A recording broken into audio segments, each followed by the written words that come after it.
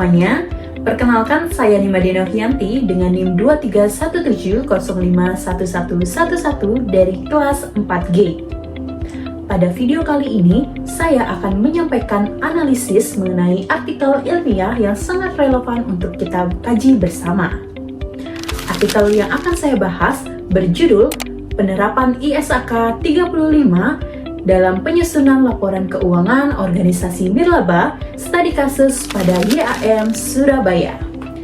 Artikel ini dituliskan oleh Ita Megasari dan diterbitkan di Jurnal Bisnis dan Teknologi Politeknik NSC Surabaya pada tahun 2024.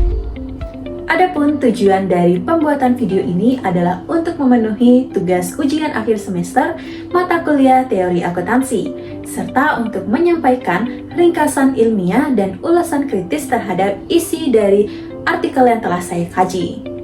Harapannya dari video ini dapat memberikan kita semua pembelajaran bersama tentang bagaimana pentingnya penerapan standar ISAK 35 dalam organisasi nirlaba. Topik yang akan dibahas pada video ini adalah penerapan ISAK 35 dalam laporan keuangan organisasi nirlaba.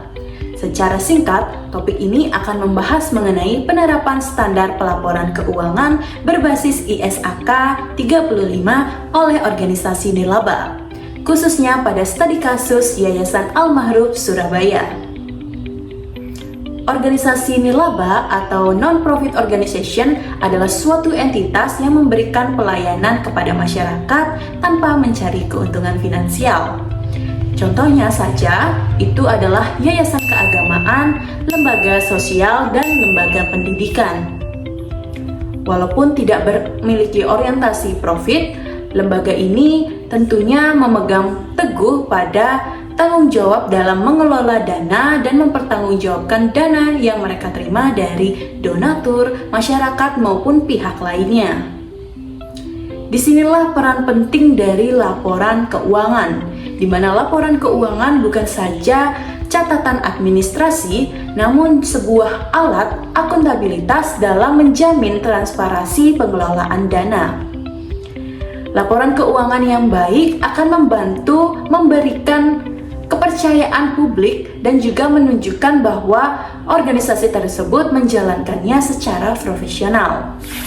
Dalam konteks artikel ini, penulis menjelaskan bagaimana YAM Surabaya melakukan proses transisi dari laporan keuangan sederhana ke laporan yang sesuai dengan ISAK 35. Proses ini tentunya tidak hanya bersifat teknis, tetapi juga mencerminkan peningkatan kesadaran akan pentingnya akuntabilitas publik dalam organisasi nirlaba. Topik ini sangat penting untuk dikaji kembali karena hingga saat ini di Indonesia organisasi nirlaba masih belum menerapkan ISAK 35 secara optimal. Kendalanya bisa karena keterbatasan sumber daya manusia, kurangnya pelatihan, hingga minimnya pemahaman akan standar tersebut. Oleh karena itu, melalui artikel ini kita diajak untuk lebih peduli dan peka akan tanggung jawab dari penerapan laporan keuangan, bahkan untuk organisasi yang tidak berorientasi pada laba. Artikel ini ditulis oleh Ita Megasari dan diterbitkan pada tahun 2024. Penelitiannya dilakukan dengan metode deskriptif kualitatif dan pendekatan studi kasus pada Yayasan Al-Ma'ruf atau YAM Surabaya, di mana yayasan ini merupakan sebuah organisasi keagamaan yang mengelola sekolah, kegiatan dakwah, dan layanan sosial masyarakat.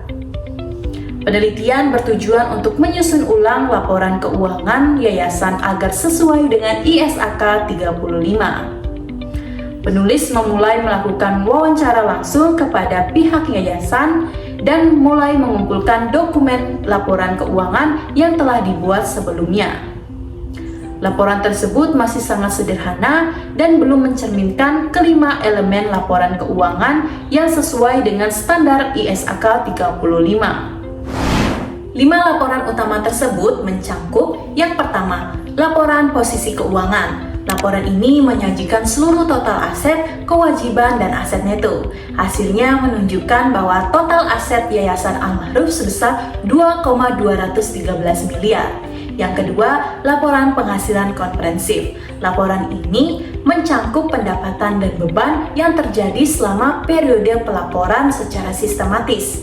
Yang ketiga, laporan perubahan aset neto. Laporan ini memberikan informasi mengenai aset neto dengan pembatasan sebesar 2,12 miliar rupiah dan aset neto tanpa pembatasan sebesar 90 juta rupiah. Yang keempat, laporan arus kas. Laporan ini menyajikan aliran kas masuk dan keluar yang menunjukkan peningkatan sebesar 7,6 juta rupiah. Yang kelima, catatan atas laporan keuangan atau CALK, di mana catatan ini menyediakan penjelasan rinci mengenai laporan keuangan, kebijakan akuntansi, metode pencatatan, dan detail transaksi lainnya. Setelah mereview artikel ini, saya dapat menyimpulkan kelebihan dan juga kekurangan dari artikel ini. Kelebihan dari artikel ini yaitu pada penggunaan studi kasus yang nyata dan kontekstual di lapangan. Kemudian menyediakan contoh penerapan ISAK 35 yang lengkap dan juga terperinci. Dan yang terakhir, mendorong kesadaran pentingnya pelaporan keuangan standar di sektor sosial. Kemudian ada pun kekurangan yang bisa saya notice dari artikel ini, yaitu yang pertama hanya mengambil satu objek penelitian sehingga hasilnya belum bisa digeneralisasi ke organisasi lainnya. Kemudian yang kedua, belum mengeksplorasi tanggapan dari stakeholder seperti pengurus yayasan ataupun donatur terhadap laporan yang baru. Dan yang ketiga yaitu tidak menilai dampak penerapan laporan keuangan ini terhadap efisiensi operasional yayasan secara jangka panjang. Dengan meninjau secara keseluruhan proses dan hasil yang ditampilkan dalam artikel ini, dapat disimpulkan bahwa pelaporan keuangan yang baik dan sesuai standar akan sangat berpengaruh terhadap tata kelola organisasi nirlaba. Tidak hanya itu, hasil penelitian ini juga penting untuk dijadikan rujukan bagi lembaga sosial lainnya untuk mulai menerapkan ISAK 35 sebagai bentuk pertanggungjawaban moral dan profesionalitas dalam mengelola dana publik. Sebagai kesimpulan, artikel yang saya bahas membuktikan bahwa penerapan ISAK 35 tentunya sangat penting bagi organisasi nirlaba dalam meningkatkan kualitas laporan keuangan mereka. ISAK 35 bukan hanya sekedar standar teknis, tetapi juga merupakan sebuah alat dalam menjamin transparansi dan akuntabilitas dana publik yang dikelola oleh organisasi non-profit. Dengan menyusun laporan keuangan yang terdiri dari 5 komponen utama, organisasi nirlaba tentunya dapat lebih dipercaya oleh masyarakat. Artikel ini memperlihatkan bahwa laporan keuangan yang disusun dengan baik akan dapat membantu pengelolaan dana secara efisien, memperjelas posisi keuangan, serta dapat membantu organisasi dalam pengambilan keputusan strategis. Sebagai mahasiswi akuntansi, saya tentunya belajar bahwa akuntansi bukan hanya dibutuhkan di sektor bisnis saja, tetapi juga sangat penting dalam mendukung integritas dan tata kelola lembaga sosial. Kita tidak hanya harus memahami teknik penyusunan laporan keuangan, tetapi juga perlu memahami nilai-nilai di balik transparansi dan tanggung jawab publik. Semoga video ini bisa memberikan pemahaman bagi kita semua tentang pentingnya penerapan standar akuntansi seperti ISAK 35. Sebagai penutup, izinkan saya menyampaikan kutipan bijak dari B.J. Habibie. Dimanapun engkau berada, selalulah menjadi yang terbaik dan berikan yang terbaik yang bisa kita berikan. Terima kasih telah menonton video ini hingga akhir. Sampai jumpa.